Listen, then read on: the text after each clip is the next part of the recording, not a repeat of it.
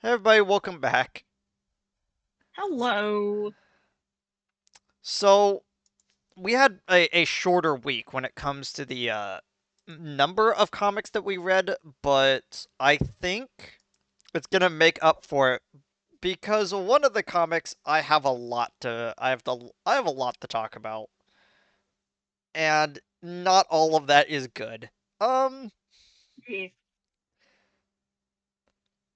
so, uh, we're gonna just get right into it with Super Sonic Special number 2. Uh, oh my gosh. Actually, before I mention it, I have this listed in my I have listed in my stuff to remind people. What is currently on screen right now is the good looking cover. Here, let me switch over to the bad looking digital cover, which they actually drain out like all of the actual like shading and stuff to make it like solid. It just looks really bad. Uh, Big sad faces.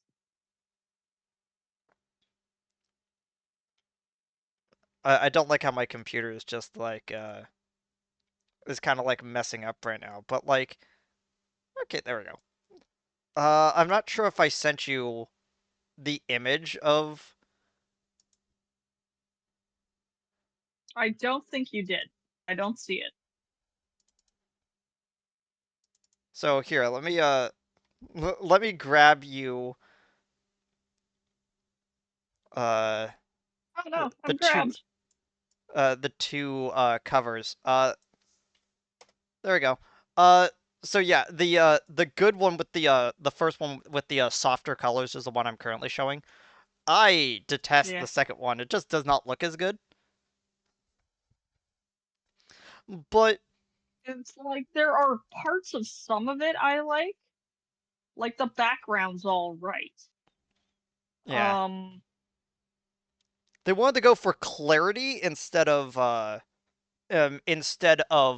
emotion, and I feel like that the emotion of Sonic Super Special 2 is interesting. I don't want to say it's good. I want to say it's interesting because it's an entire comic just designed for setup for what is about to happen. So, first off, we have a we have this beginning piece, of the whole thing that is supposed to be for like backstory type stuff. that's basically a giant recap. In a way, yeah.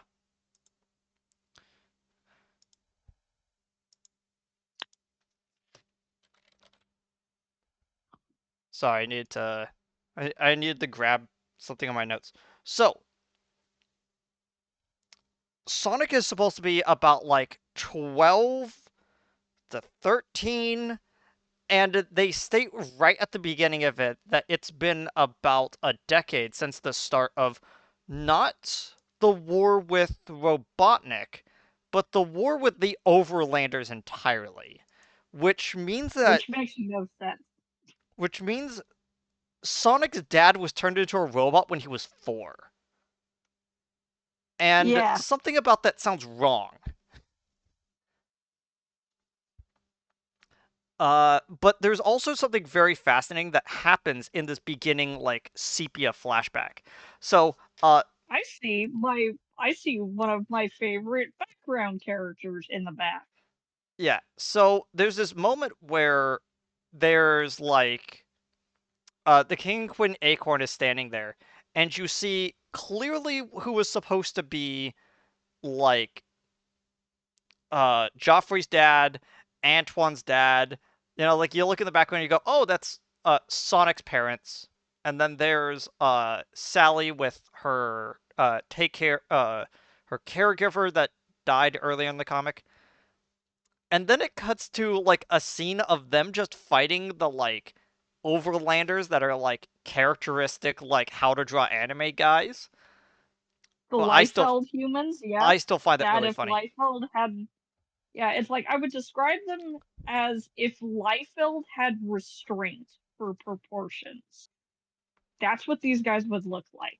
And hidden halfway in the background is Tails, but with an eye patch. And I instantly stopped what I was doing and went, I did not know that they decided to put him into the comic at this early. I didn't know he was here. Yeah, I forgot.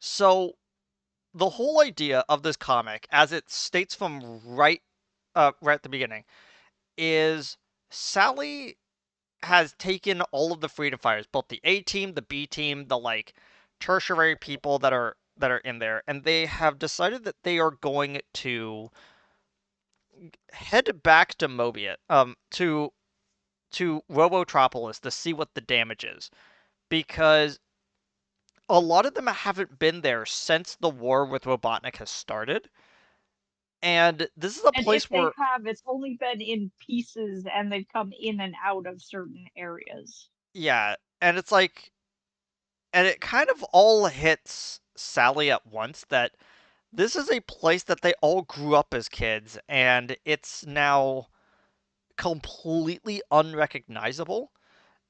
And this entire comic is a very slow realization on Sally's end that Mobotropolis will never be rebuilt. Robotropolis has been destroyed and rebuilt so many times, and the city is in such a bad state that there's no way that they are going to turn this back into the capital that she remembered. And Especially not in their lifetime, probably. and the sad part is that I could basically just end the review there, and you basically get a lot of what I just said. But it's a long comic that is all about coming to terms with the fact that their childhood is dead. And it's kind of neat. I kind of like it. Not a lot of the art is that good. Some of the fight scenes are pretty bad, but at the end of the day, like that's all this comic really is. Okay. So I should probably back up a little bit. The script and art were both made by Penders, which is very obvious from the second that you start reading it. You go, "Oh, hey, Joffrey's here." At least Sally's eye proportion is slowly improving. Yeah, but for some reason, he refuses to draw Snively well. Like it feels like every single panel he's on screen, Snively looks weird. Oh yeah. Uh, He's kind of got like the big Stewie Griffin head syndrome in some of these shots. yeah, there's a little fight scene with the giant robot that's from the other Joffrey focused story that I really hated. Um, there. Okay, so I wrote this down in my notes, so I didn't forget about this. There was a moment where they had captured Snively, and Joffrey just goes, maybe we should make Ringo here sing. And I stopped and I set down my phone and I audibly said out loud, "We get it, you're British." And it's just, come on, dude. You don't even know who the Beatles are in this universe. How? They've been dead for hundreds of millions of years. But yeah, what the actual like second half of this whole story is about though is Uncle Chuck Racism. going down It's in racism. yeah. It's Uncle Chuck going down into the sewer ways of Robotropolis, which is revealed that like whenever Chuck figures out a way to deprogram a robot, especially like some of the older robots that didn't have some of the overwrite properties that like Robotnik put into it later, He was reprogramming them and bringing them down into the sewers to kind of just hide out to make sure that no one's there. And the first people we basically see while we're down there is, of course, Sonic's mom and dad, who have been down here this whole time just trying to keep a low profile. Because, of course, Yeah, if because if Robotnik found out that these people were still around, he was gonna lord it over him just like he did Uncle Chuck. oh, it would have been twice as worse. It would have been so bad. Yeah. And it's revealed Especially that, since one of them is a military commander. Those fights would have gotten really bad. yeah, there's cutting back over to what Sonic and Tails are doing. They're like going through like the rubble of like the main Eggman base when Uncle Chuck decides to bring all of the, as we are later to refer to them, Robotropolins, Ro- Romobians. There you go. There you go. I was about to correct you, but you corrected yourself. Uh, and they were like, "Oh, it's the old polar bear guy that we used to know from our childhood. He's still around, but he's now a robot, and he's helping one of our friends out." And it's like, "Oh." And Uncle Chuck is like, "Yeah, these are all the people I've saved." And Sonic immediately recognizes his parents. And That Sonic it's so does tragic. Sonic immediately does not take this well because Oh, no. of course if Sonic was told, "Hey, your parents are still around," I could totally understand how he would have been able to fight harder because it's like, "Oh, I don't just have Uncle Chuck to save and I can see him a few times. If I were to try to get through this even harder and even faster, I might be able to see my parents again if we carve out enough of a structure." But Uncle Chuck is also thinking about the security angle. The more things he lets the people in the people in Knothole know, the less cards he's holding on to, and the less secrets he has to basically make sure that he maintains. Because any amount of information could be intercepted by Robotnik. And I instantly understand that, but Sonic's an emotional creature, and I don't think he would ever have come to that conclusion without help. Yeah, and also he's very idle at the moment mentally and more importantly physically. So he's kind of looking for a fight even if he doesn't fully realize it yet. Um, Back when Sonic and Tails were exploring, uh, Tails actually makes a pretty good analysis of things that are going on right now, which he then follows up when he comes over to Sonic when he's like sulking on like a hillside, where it's, we do not know what step or stage of Robotnik's plan this is.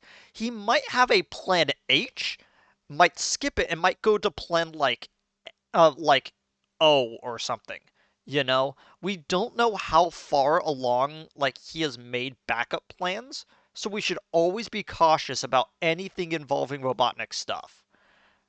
And that is in and that is what like a lot of the characters are automatically thinking. Like King Acorn is like making these like secret deals with Joffrey to like make sure that the Robotropolins don't get anywhere near Knothole right now because he's not going to trust them because he doesn't know if their programming is going to switch back at any time because Uncle Chuck has basically been sequestering power rings to use their energy to reprogram them from the outside, which is a fascinating little thing that he's been doing. I'm not sure the specifics, but it's pretty neat that he's been using a magical item to reprogram technology. I mean, there's precedent set for it with the echidnas. So it makes sense that Uncle Chuck, who used to be like a royal scientist, would have some papers, especially Acorn and Locke were like talking to each other. Yeah. And all I really like the conversation that like Sonic and Tails has on that hillside. It's a very much two brothers basically just thinking about what's happened in the past year for them and them kind of coming to terms with things, you know. It's Yeah, it's a very nice it's quiet really moment. and it's really easy to forget that Tails is like 8. Yeah, He's Sonic like way too grown up for this yeah, conversation. again, Sonic is supposed to be like uh 13, 14, 15 Or around this point and Tails is supposed to yeah. be like 8. They let her retcon it so Sonic is 16 when Tails is 12 in a bit, but as of right now, their ages are nebulous and it technically doesn't matter. Besides, Tails is young and Sonic is less young. Uh-huh. And of course, this immediately goes right into a scene where Joffrey is really trying to push the "I'm your boyfriend" though, and Sally's like, "This is really not the time, dude." Mhm. And of course, there's like a page and a half of Sonic and Joffrey fighting that I just skimmed through because who actually really cares? Yeah. Yeah, the conclusion of it is a bunny gets the hose and she breaks them up. Yeah. And they basically come to a tentative we really shouldn't be fighting right now. There was just way too much going on right now for us to be fighting in this petty little like squabble. And it all comes down to what this eventually leads to, which is the entire sea change that this comic proceeds. Robotropolis is dead. Like there isn't really much going on. A lot of the robots are still kind of milling about doing their pre-programmed activities, and eventually they're going to basically stop working.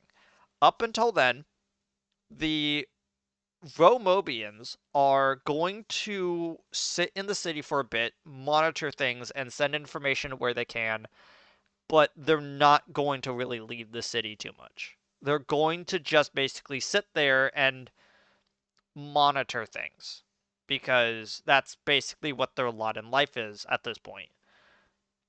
And they basically um, take Snively back with them to throw him in the prison, Into the and I'll, gulag he goes. yeah. But I personally like not the last page because the last page about Snively, but the second to last page has this sign that has been out in front of Robotropolis since like the old comic days. Like I think we even commented on this like the first time it showed up. Yeah. But they used a bit of paint to repaint over the sign a little bit. So now the sign says "Welcome to Mobottropolis, population zero evil doctor, 4.2 million robots and rising." And in a little bit of paint, they wrote "many living beings." And I don't know, that really hit because they may be robots now, but they're still like sentient creatures. And as a note to kind of leave the Robotropolis and the Romobians at this point before everything happens is to remind us that they are still people underneath those metal exteriors. And I think it's really neat, you know? Yeah. I, however, It's a good point. take this entire thing into account, and the fact that it is 48 pages, I basically go, "Wow, that was a lot to say nothing." Yeah. It could have been said in half that time, and the Joffrey stuff could have just been hand waved. Yeah. So, super special Julius two. does I'm show up. yeah. I'm Julius gonna Duke does show up, and I have to highlight that which because one? that makes this comic not a oh, was it this one? Oh no, I just got them mixed up because this and the next one we're talking about is so similar. Yeah. Um. So I gave Super Special 2 a silver because Yeah, low silver. it doesn't do anything to really put it out into gold, but it Yeah, it was at least an okay read. I'm not gonna be upset, yeah. you know. The discussion with Tails and the stuff surrounding Sonic's family, um, puts it into silver instead of bronze.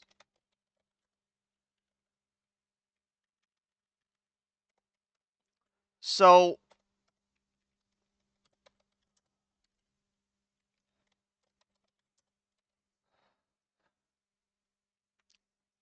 um. You know what? I instead of just kind of waffling about, we're gonna just jump right into um 53 because I have to get your opinion almost immediately on one vital aspect of 53. Is it Why the is art of the this B comics side, art or so bright? Like why is it also so bubbly? I I think the art is the one thing holding this story back. which is weird Because because this Jeffrey is does get hit in the face. the art So of it this can't be a bronze, it must be a silver. so the art is done by Mawini in the A side, and the B side, which is, you know, the real story of this comic, is done by Maxwell, which I think we Have we mentioned. encountered Maxwell Huh, yet? huh. We've encountered Sam Maxwell, right? Yes, we encountered him last the last recording session actually. Okay. Hans Uh, seems like a new name.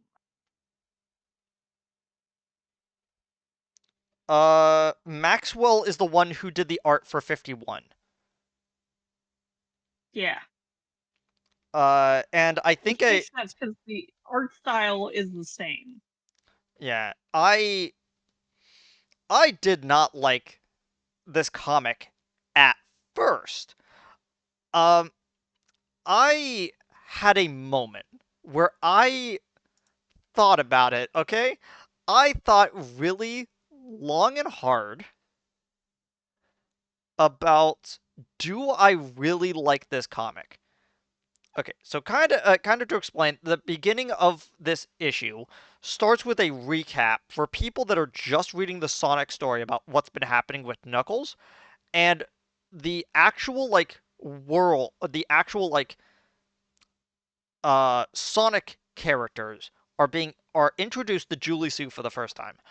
I meant Yeah. I messaged this to you after I read this issue that since Mawini worked on the original Sat AM cartoon, seeing him draw her in his style was almost like a weird look into an alternate universe in which we got a season 3 that had the Knuckles stuff in it as well.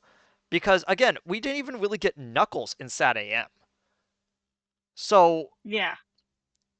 so He to kind barely of shows up in Underground, yeah, even. so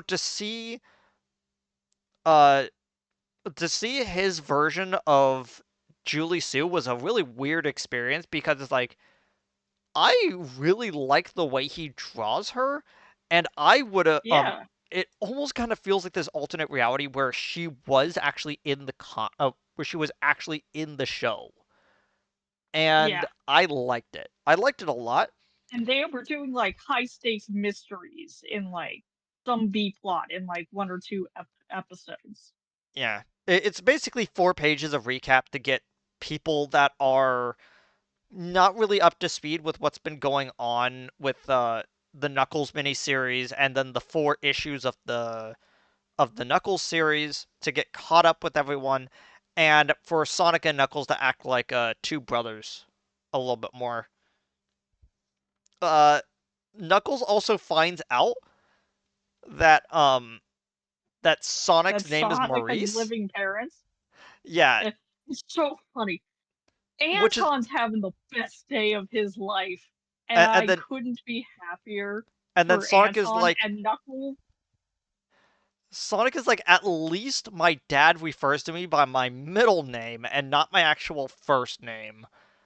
And I don't even go by that. I go by my nickname. It was like, yeah, wait, and what is Knuckles is being so normal because he's like, oh, a responsible father figure who's here. How yeah. quaint! By the way, if you didn't know, Sonic's first name in the comics is Ogleville. It's so Ogleve. it's so funny every time I remember it. It's so Yeah, dumb. his name is It's Ogleville the dumbest. Maurice. It's the dumbest name Penders could have given him. Yeah. There's no dumber. I'm pretty sure if you gave me like the Twin Peaks treatment where you send me up in the mountains with a bunch of drugs, I couldn't have come up with a funnier, more insane name. So the B side, which is the actual comic, the Can we script is just stay in this nice little scene here? It was the best part of the whole comic. man, the beginning of Sonic 53 was my favorite part of Super Special 2. Uh You're not wrong. You know, you're really not wrong. And this whole scene keeps it from being a bronze. It's wonderful.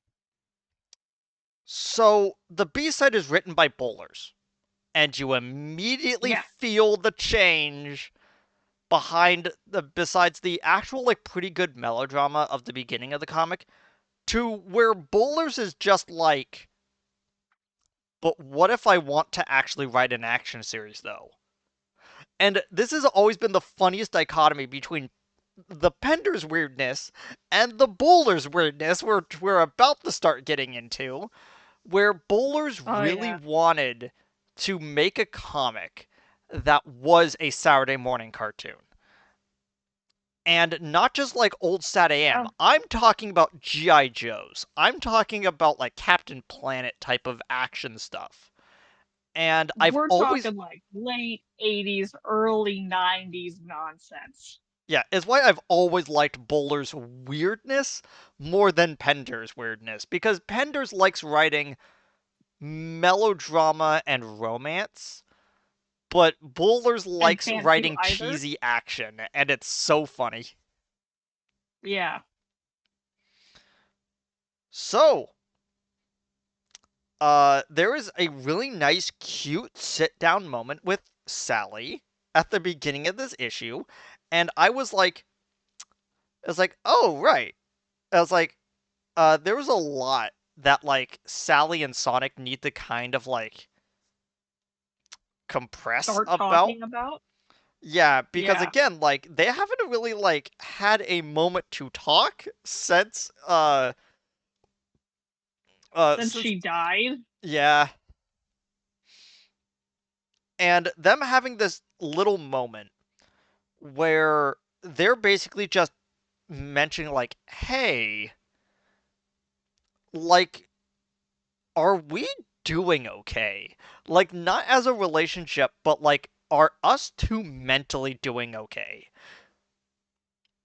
And and they're both trying to talk around it but also talking about work. And I kind of like that, you know? Mm-hmm. Because A- it's the only language they're capable of speaking. And it literally amounts to, are we a little bit overtaxed with what we are working on right now? And then before either of them can answer that, Joffrey shows up um, in a cloak going, hello! It's like, oh my gosh, no, please, stop, leave. And then in immediately, retrospect, this is expl- the most suspicious thing in the world. yeah, Joffrey comes around the corner wearing a cloak, and immediately as he starts talking about things, explosion happens. So, some people don't actually know where Ixnagus comes from. So Ixnagus was a one-off villain from the later portion of the second season of Sat AM. He was there Yeah. for one episode, and they built him up because they thought he was going to be the main villain of season 3. And the whole like last episode of season 3 was also alluding to Knuckles showing up, because if you didn't know, it's like, oh, it's like they're gonna introduce the villain, but they've actually already introduced Ixnagus as a villain. They were setting up to introduce Knuckles as like the big like he gets the power ring and then he could do what Sonic does but better. Which, by the way, that plotline allegedly was then recovered for what they are currently doing in the Sonic movies. Basically alluding to Hmm. the idea that like that that there is this chaos force that all of these creatures have that can all kind of tap into them. And humans are weird because we don't have that in any sort of way.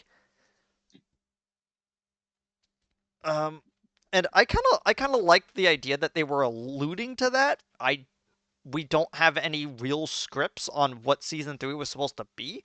So we wouldn't actually have known where they were going with this. But yeah, Ixnagas was the other royal vizier behind King Acorn. Because, of course, he had to have two backstabbing viziers, not just one. Yeah, Um, yeah, both of them had to be evil, and then he collected a third one, which is the most astounding. Eggman wasn't even the first evil vizier. so but at the same time, you have Julian, you had advisor Julian, who was the strategist of war, who knew all of this stuff about technology that the Overlanders were doing, so he could kind of like work around them. But then he also had Ixnagas, which was this, as we later find out, a chimera. He is like three different sorcerers that all kind of came together to wield their power as one being. So all three of them got trapped into one body, and so he's a super powerful mage that is also like able to like think on the fly because he's basically three minds in one body. And it makes him an interesting villain. They have never used him well ever, even into the later comic runs. Like they have It's so astounding. yeah. No one knows what to do with him. And of course, he immediately shows up with his two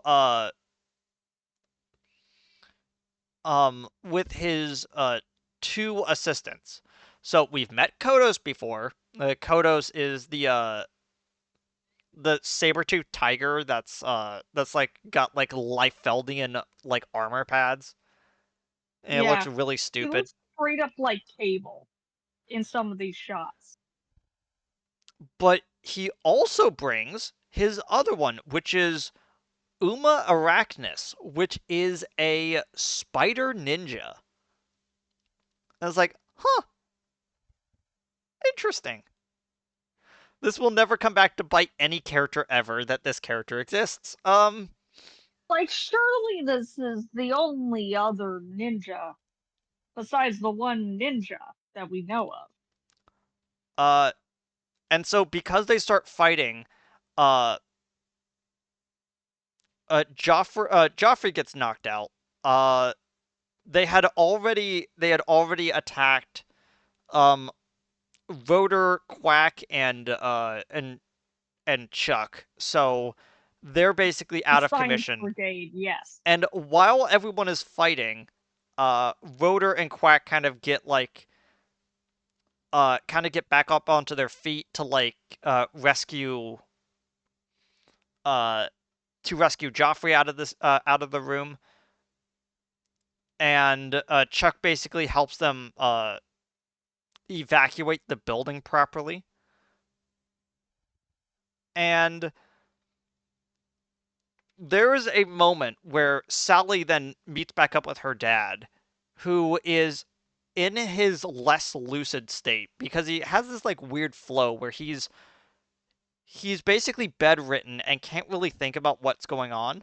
And then he becomes super lucid, but he also becomes super aggressive with everyone. And these sort of waves happen and go. So like at one point you'll see him like in bed, not really able to communicate, and then immediately afterwards he'll be like angry and yelling about something. And that is how they're justifying the fact that Ken and that Penders and Bowler wanted two completely different things with this guy. Um, that is how they're justifying it. And he basically explains to them what the what's going on is that Kodos and Uma are must also have the same thing that is happening to him, where because they were both in the zone of silence, they must also be made out of crystals. This eventually leads to, Arachnus basically getting the jump on King Acorn as he's in the hospital room. He's fighting with Kodos, but in a moment to make sure that Kodos and Arachnus don't be immediately taken out, he turns them back in the diamond so that they are ineffective against attacks. And Sonic, in a moment of brilliance, realizes what Ixnogis' powers are. And he goes, okay, shoot me with your magic. And Ixnogis obliges, but then Sonic shows off the fact that the only thing that was affected was his gloves and shoes. Ixnogis is a mage that can only interact with non-living material. So he can have telekinesis and he could throw rocks and stuff, but he can't affect still living material. So Kodos and Uma are basically just constructs that he is bringing back to life and then just returning them back to crystal. And it means that he could affect like the robots and he could affect some of the other stuff that are non-organic. But there's this kind of neat thing where it's like, oh, you have no jurisdiction over the matters of flesh. Okay. Breaks his staff and sends them all back into the zone of silence. And he goes, okay, we're gonna have to deal with that later, but the fact that we have to deal with it at all is kind of worrying, you know?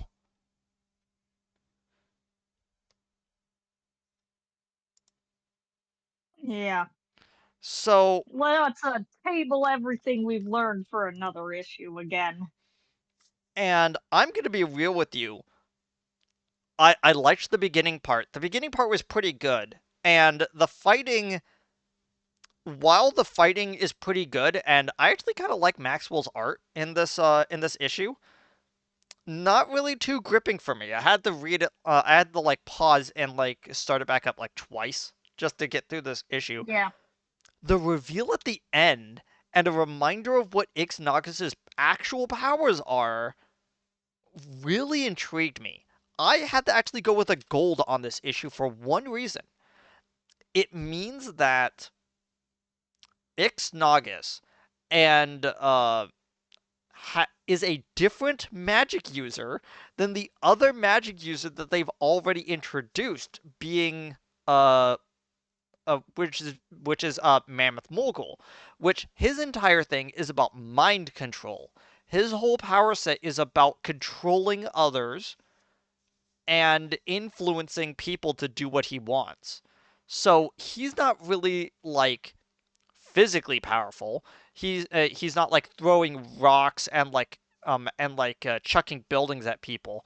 What he is that he's a subtle mind manipulator, and it makes the two two villains that we currently have to deal with right now in the comics have completely different power sets, even though they both have ambiguous magic powers. And I realized that this probably is a really great way to do this, especially when they don't have a Robotnik in the comic right now that is dealing with them on a attack them by numbers sort of approach to how uh he always did his villainy. And I gave this a gold because I realize where they're going with this and I kind of like it. What was I your see impression? where you're coming from. This comic was a silver. And that's fine. It's The it has a lot of good moments, and then it's got dead weight in the middle of those moments. Yeah, again, because this is more of an action focused one, like there are massive panels of just actions that are happening and everything's happening at once. It's kind of hard to keep track of the choreography sometimes. And I do wonder if that was a problem from Maxwell's side of the way that he was doing art or how Bowlers wanted to depict the action. And to this point, I actually do not know. Yeah. I think I think we're in a bit of a down moment with these issues that isn't going to pick up again for a little while. Uh,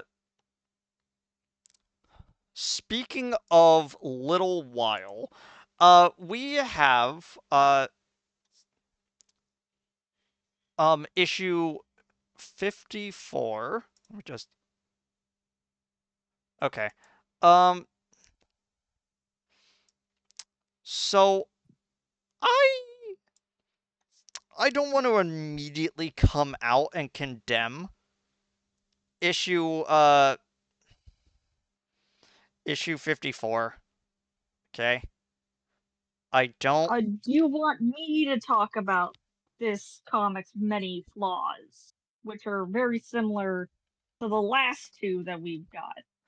So let me introduce some of the new names that we got on this comic. Okay, so script is by Cora Bowlers again. So again, a lot of the problems that you probably had with the actual story are continuing on to this one.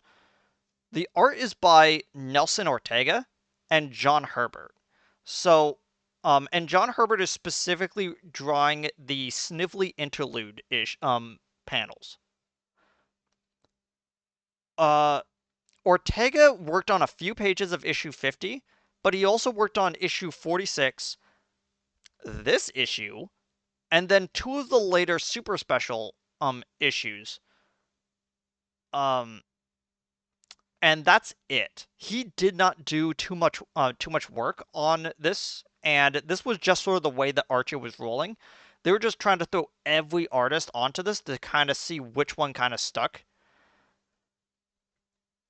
And Uh, probably to give them work and a paycheck. um, Herbert, meanwhile, worked on Super Special 5, which we are going to get into the massive problems with Super Special 5 later. And he later would work on issue 56, which is the beginning of the next set.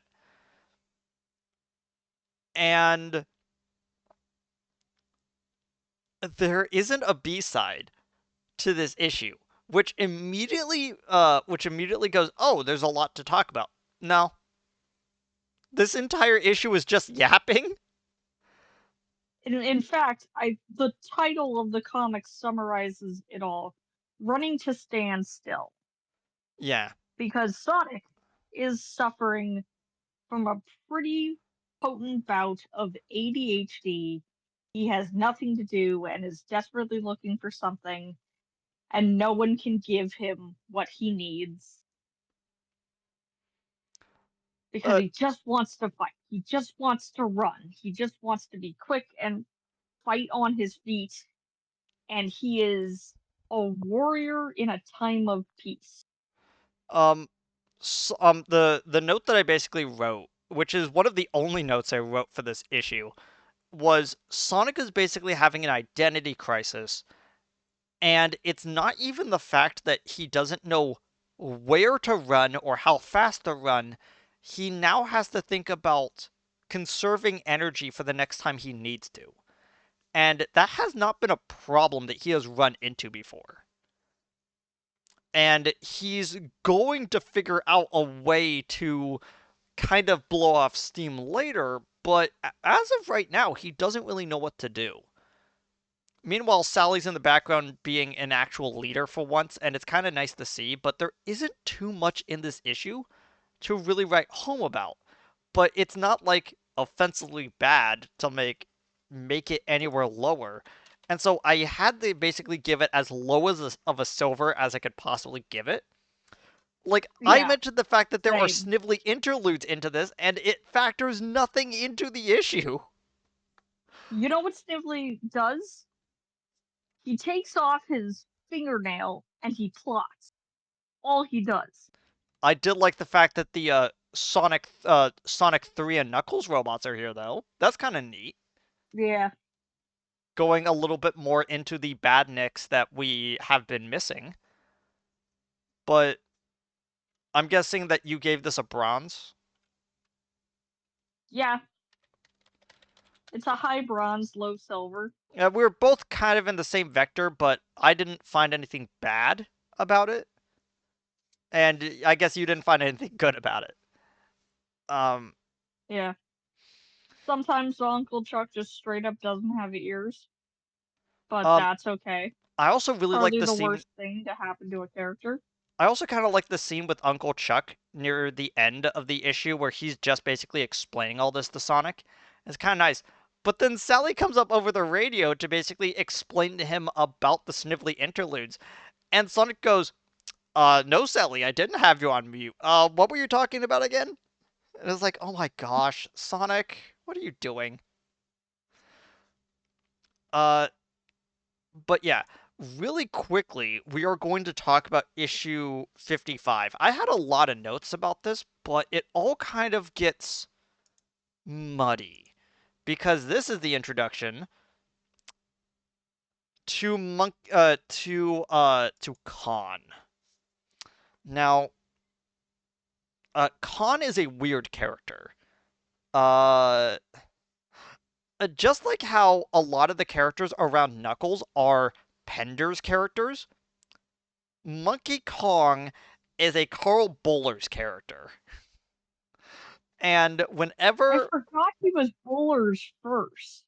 yeah, and uh, the Monkey Kong and the Iron Legion uh are Carl Bowler's creations, and and even if they wanted to bring them back for the IDW comics, they would have to negotiate with Carl through Archie to get them back, the same way that they would have to argue through Archie against Penders to get any of the echidnas back.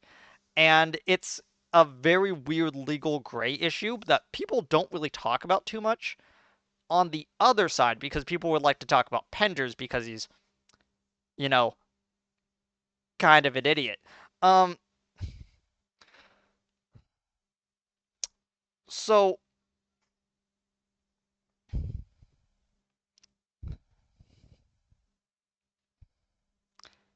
So this entire issue is basically what if we oh, mix I'm sorry. I the said Carl non-com. Bullers. I meant Frank Strom, Okay, which is I the was writer wondering. for this issue. Now the art is by Penders, and you could definitely tell. Uh, Bullers Yeah, wrote the B side, which I kind of want to give a little bit of a kind of a little yeah. The bit B side's good. of a note that the B side, even though it doesn't really do much, I kind of like. It's this whole thing about like examining like where the Romobians are right now, and it's I'm gonna be real. I really wish that we got more of this Turkey character because I'm kind of sad that like we don't see her past this. I thought she was a peacock. Apparently she's listed as a turkey. Um, Weird looking turkey. she only appears in Okay. here, and nobody cares about her, and I'm sad.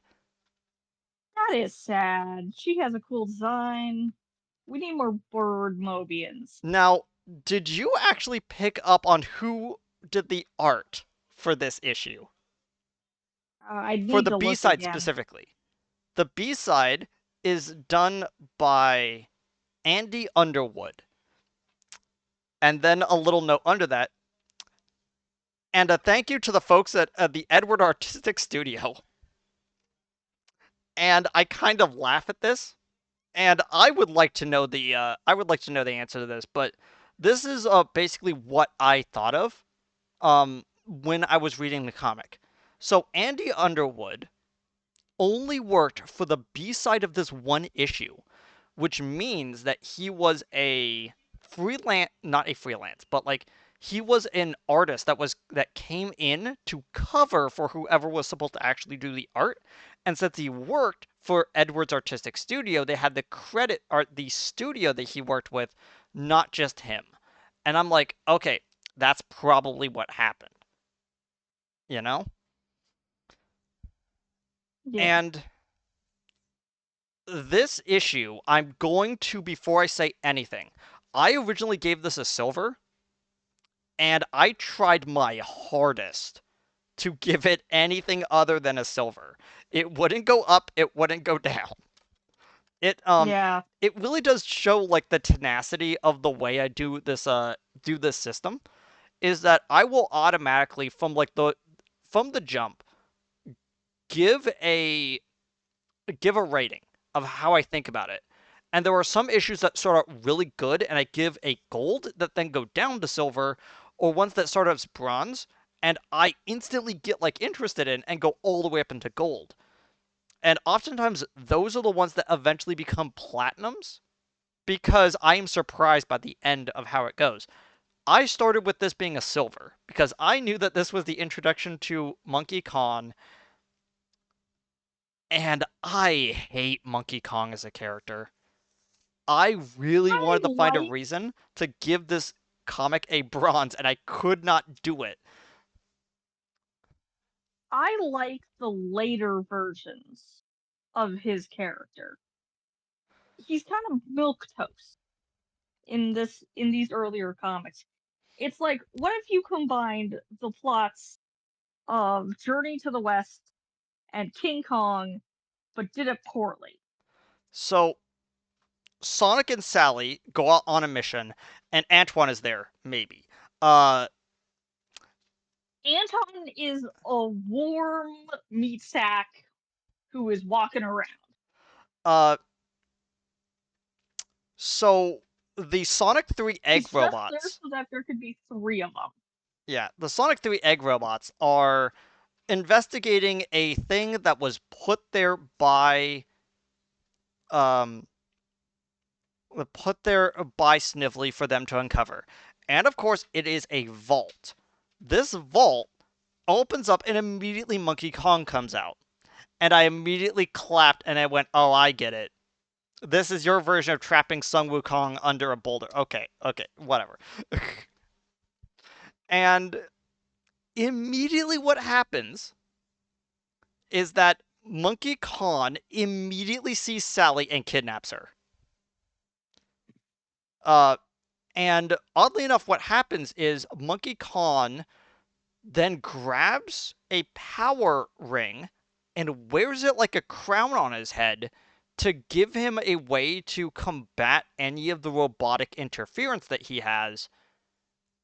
And it's interesting because the second he wears it, it instantly changes shape to designate it as a crown.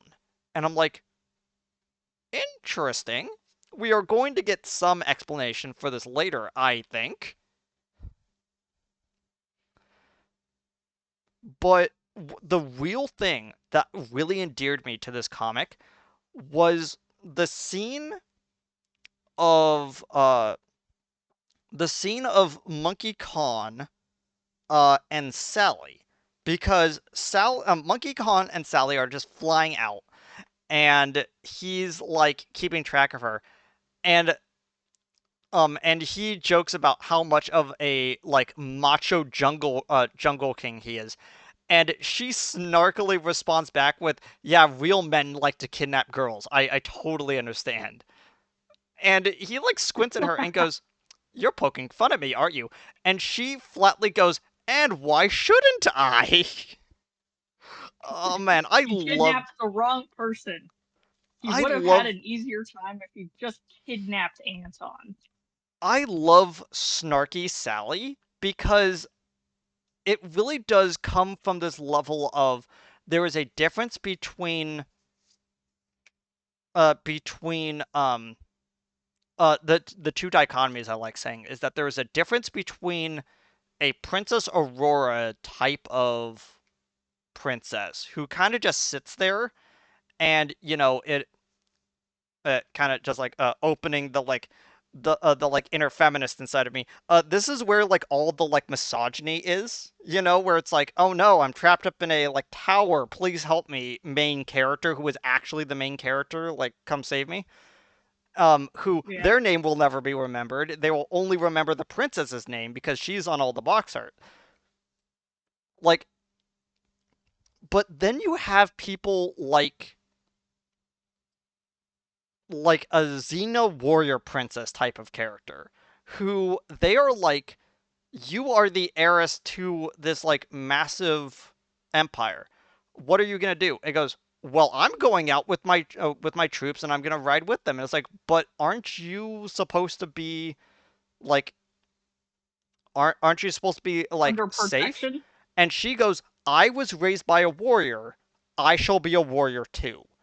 And I feel like a lot of Sally is taking the type of like uh arrogance that her dad has and all of this like level of I had to become hard because I was put into a moment of war by my people because my dad no longer exists at a young age, and it has hardened her into this snarky arrogant person who who actually understands what it takes to be a leader a lot of the times, but she will not give respect to people that do not she will reciprocate as much of respect as they give to her. And I've always liked Yeah, that about Sally. yeah, and it certainly helps sharpen the blade that she has to deal with Sonic on like a daily basis. And I know we didn't talk too much about the B-side, but like there's this moment where King Acorn is like going to basically like order the execution of all the the people in Robotropolis, and he kind of like passes out afterwards. But I really like that like B side. The B Yeah, side and that one page of Sally being snarky saves this comic from being a bronze for me, and I yeah, was astounded. I'm guessing you also gave it a silver. I gave it a silver. Yeah, I. It's hard for me to hate. Uh, it's hard for me to hate any comic in which Sally is able to just be Sally, and it's why I say the best way to kind of see what a writer adds to the Sonic comic series is see how that writer writes Sally, because they will always write her differently, and it's always fascinating how they do it. Yeah, Even Penders has some moments where he writes Sally really well, but they're in a different way that Bullers likes writing Sally, and it's a different way than Flynn likes writing Sally, and it's a different way than um uh than she was written in the past. uh-huh. And it's really neat. Did you have anything else to say since we have to end early today? Oh no, I think we pretty much said everything. These comics didn't have a lot in them in the first place. Yeah, They had some good moments, but it was mostly just downtime in the middle. yeah. luckily we didn't have much to talk about, and we had the end pretty early anyway. My computer is about to combust because I forgot to restart my Oh, computer before recording. So hopefully the recording still you should goes do well. that. Yeah. Uh, Yeah. anyway, I'll see all of y'all. We'll see all y'all next time. Uh, let me just double check. I think the next set of comics it has a set of Knuckles comics in it. Let me double check. No, it yes, it does. Okay. So it is Knuckles 7 through 9, 56 and Super Special 4, maybe adding in Super Special 7 or at least like a little mention about what happens into it because I don't think there is really too much to talk about with that when it Yeah. comes to Super Special 7, which Super Special 7 is the Image Comics crossover and oh man, Oh yeah. if I like that to forget that that comic exists. doesn't give us the stone for this set, I will be surprised. Um, I There might be one more worthy of stone, but we're gonna have to see. yeah, I think it's one of the Knuckles issues actually. Either way, Well, that's in a different set, and we can give one to the Knuckles issues and one to this set. we will allow a So, second stone to give to Knuckles for a treat. Um, as a treat. okay. See all y'all later, everybody. Goodbye. Bye.